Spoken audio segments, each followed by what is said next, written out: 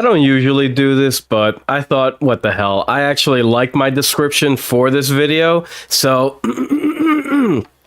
I just wanted to give a narration of it, just because I found it just very fitting and almost poetic. See, tell me what you think.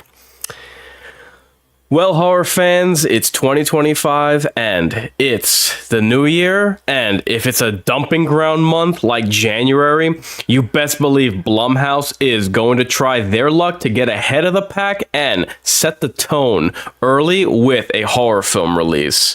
Lo and behold, they've approached the table with a pair of loaded dice, with a brand name of the Wolfman and the Universal Monsters hedging their wager. It seems like they've got a safe bet with this remake. How unfortunate for them that your horror host is on the scene and I'm ready to roll. Lady Luck is fancying Inkarnate tonight, so she couldn't possibly be on their side. Writing off the success of their Invisible Man ripoff, what they think is a hot hand means nothing against what I've got for a deal breaker. You see, Standards is the wild card that Inkarnate always plays, which means that Blumhouse's luck just ran out. With anemic trailers, no enthusiasm, and backfiring spoilers, it seems this movie is poised to roll snake eyes and crap out. Better luck next time.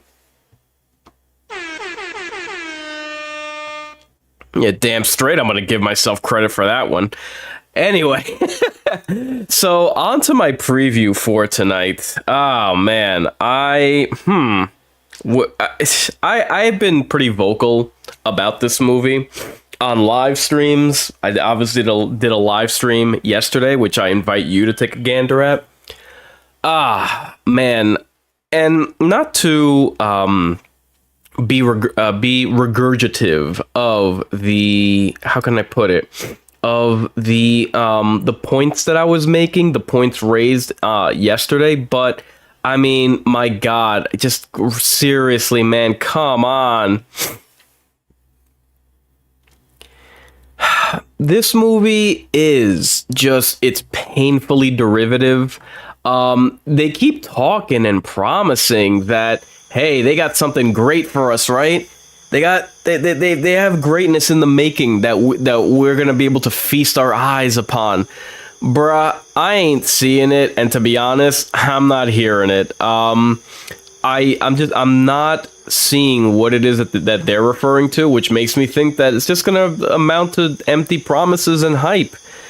And sadly, what I have seen that you get out of Blumhouse is it's paint by numbers, and their focus to me has never been on delivering something great or unique. They'll say that, of course, to get you in the theater. And to me, this is just another example where they're not looking to make the definitive werewolf movie. They're lowering the bar, lowering the stakes, lowering the investment, lowering the quality. I mean, the release of a January dumping ground month is more of a desperate move than when they tried releasing this movie in time for October 2024. Yeah, how'd that turn out? Something tells me that the nuance, the innovation, all this talk about reinventing the wheel, bringing something new to the table, man, all that is cap. It's all baseless hype. It's all buzzwords. It's all hype that you would expect to hear. You know what I mean? They're not going to say, hey, we're just going to try to coax you into the theater while we pick your pocket because we have nothing even resembling innovative to dedicate to the legacy of this genre or the film that it's based off of. I firmly believe that what's new has either been tried before within the same genre, or director Lee Winnell is just biting off of other movies, pun intended. I said it before in my Blumhouse Wolfman and the New Error in Terror, but it bears repeating. This whole beast within wreaking havoc upon a family unit, dude, That is about as old hat as it gets, especially by now, man. You think I'm lying? Let me rattle off just how many times this has been attempted in the past. How many times they've gone down the beaten path. Let me count the ways. Bad Blood, Silver Bullet, The Beast Within, Wolfman 2010, The Company of Wolves, Ginger Snaps, bruh.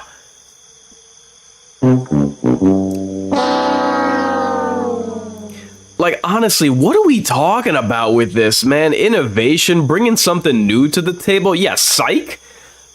This studio, this director, this film ain't reinventing about a damn thing. Moving on. The marketing. Yo, you talk about fumbling and bumbling the bag.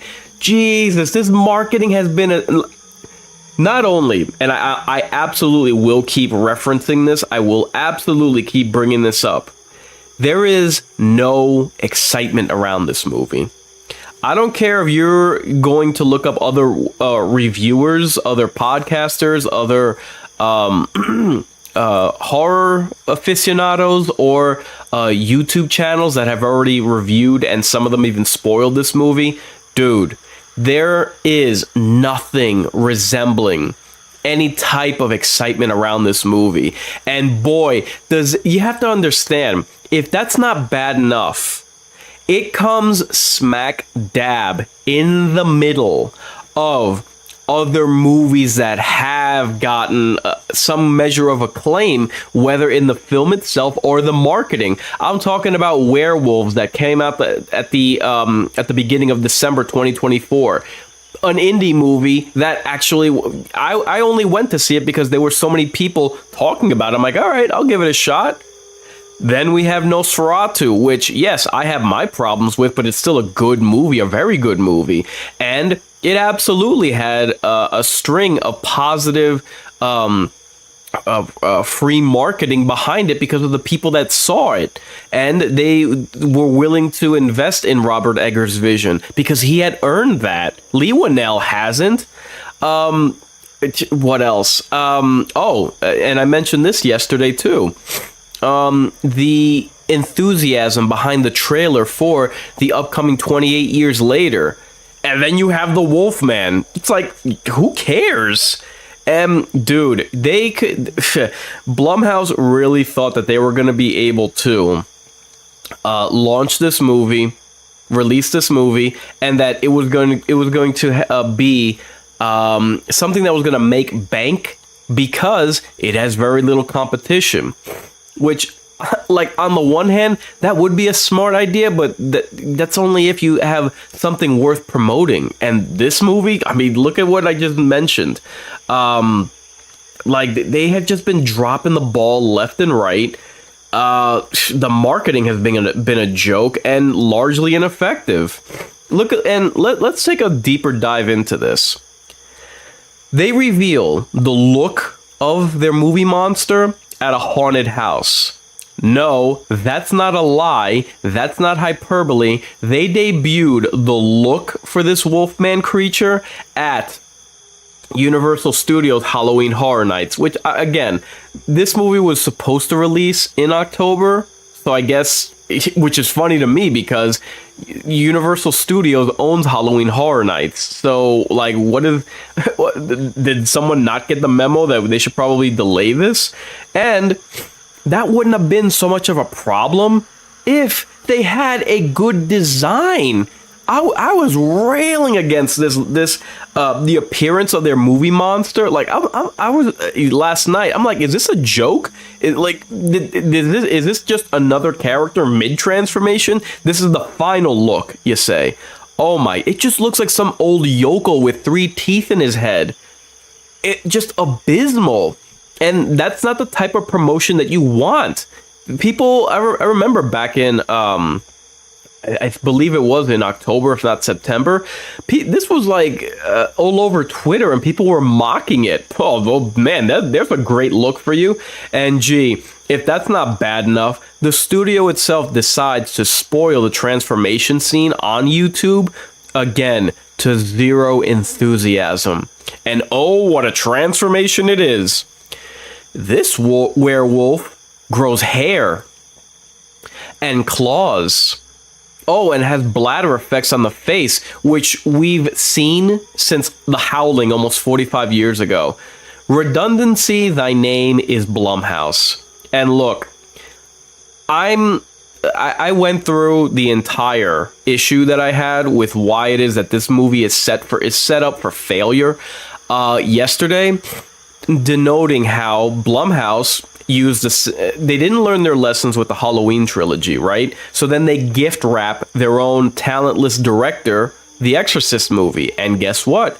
Because Blumhouse was just looking at dollar signs, they didn't stop to say, hey, what lessons have we learned from our handling of the Halloween property? And then, well, we got Exorcist Believer, and now that director has been unceremoniously fired. The reason I brought that up is because they've made the same move, seemingly, with this director of Lee Winnell, because they only gave him this movie, a shot at this film, remaking this Universal classic, because of his own financial gain with the Invisible Man movie from 5 years ago. Please believe that cachet has run out, and that excuse that people keep using over why they think that any modern adaptation of the Universal classics is automatically gonna make bank. It's gonna dominate. Bro, The Invisible Man from 2020 was overrated as hell, and the only people still talking about it is people that use it as a talking point for either Lee Winnell or Blumhouse or this movie. No one talks about that film anymore, which, crazy as it might sound, I would say that makes it overrated. However, the studio as well, they, for the last 2 years, they have been trying to like get some kind of what's the word? Some kind of cachet, some kind of real estate over dumping ground months, especially January. Why? That way they can that way they can use the talking point. Oh, that we started the year off. We set the tone with this movie that went on to make millions off of a micro budget, man. They tried that last year with Night Swim. And they tried that the year before with Megan. And Megan was another movie that was overrated. So please believe their third attempt up at bat with this, I'm sorry, man, but they are setting themselves up for failure. And as far as I'm concerned, they're gearing up for a rude awakening to a reality check. The Invisible Man 2020 was a fluke. Blumhouse is a parasite, and this movie is an L. I've been Inkarnate, and I'm off to the theater now. This has been my PreCaution preview video. I do ask that you come back to check out my my film reaction once I get back from the theater. That video will be called my Wolfman Aftershock. Anyway, I've been Inkarnate, reminding you, I ain't just a big deal, I'm the real deal. If you're resigned to your fate, time to subscribe to your fears. On your